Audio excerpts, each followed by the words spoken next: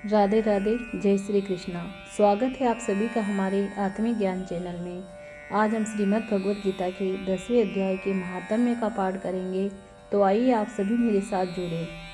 श्री भगवान जी बोले, हे लक्ष्मी जी, अब 10वें अध्याय का महात्म्य कहता हूँ, तू श्रवण कर।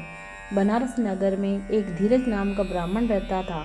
एक दिन शिव जी के एक गण ने उस ब्राह्मण को मरा हुआ पड़ा देखा और फिर शिव जी से जाकर कहा, हे स्वामी, आज मैंने ये चरित्र देखा है। इसने कौन सा पुण्य किया है जिससे भली जगह मृत्यु पाई है। इसको चारों बातें भली आ बनी है। एक, बनारस क्षेत्र यानी कि काशी जी का क्षेत्र, गंगा जी का स्नान, संतों तथा काशी विश्वनाथ जी का दर्शन, अन्न का छोड़ना और एकादशी का दिन। हे स्वामी, इसने ऐसा क्या पुण्य किया था जिससे इसको यह गति प्राप्त हुई। शिव जी बोले, भृंगी, एक दिन यह ब्राह्मण विश्वेश्वर महादेव जी के दर्शन को जा रहा था। मार्ग में धूप की गर्मी के कारण उसका दिल घुटने लगा और चक्कर खाकर मंदिर के निकट गिर पड़ा। इतने में भृगड़ो नाम का गण आया। देखा तो ब्राह्मण मूर्छित पड़ा है। उसने जाकर शिव जी से कहा, हे भगवान, एक ब्राह्मण आपके दर्शन को आया था, वह मूर्छित पड़ा है। शिव जी बोले, हे भृगड़ो, इसके पिछले जन्म की कथा मैं कहता हूँ। एक समय कैलाश पर्वत पर पार्वती जी और हम बैठे हुए थे।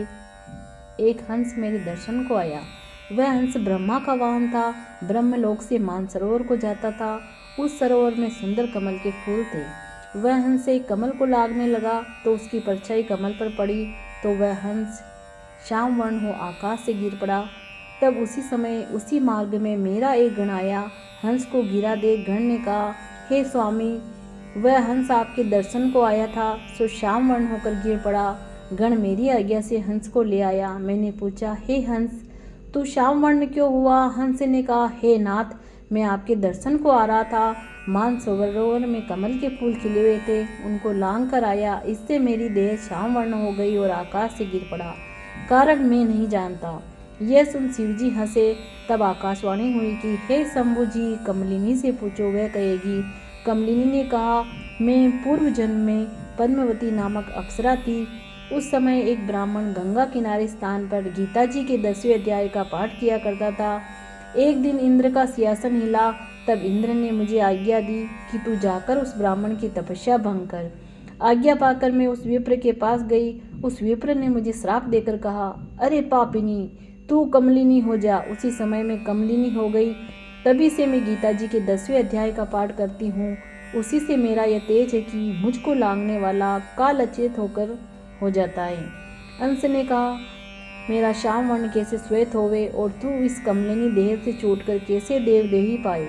तब कमलिनी बोली, जब कोई श्री गीता जी के 10वें अध्याय का पाठ सुनावेगा तब तेरा उद्धार होगा। तब एक ब्राह्मण ने सरोवर में स्नान कर शालिग्राम का पूजन कर गीता जी के 10वें अध्याय का पाठ किया और उस हंस तथा कमलिनी ने सुना। तब उनका उद्धार हुआ। हंस काले से श्वेत हुआ और वह कमलिनी देव कन्या हुई। 10वें अध्याय का महात्म्य समाप्त। जल्द ही हम आपसे 11वें अध्याय में मिलेंगे। इसके लिए आप हमारे चैनल को लाइक, शेयर और सब्सक्राइब करें। तब तक के लिए धन्यवाद।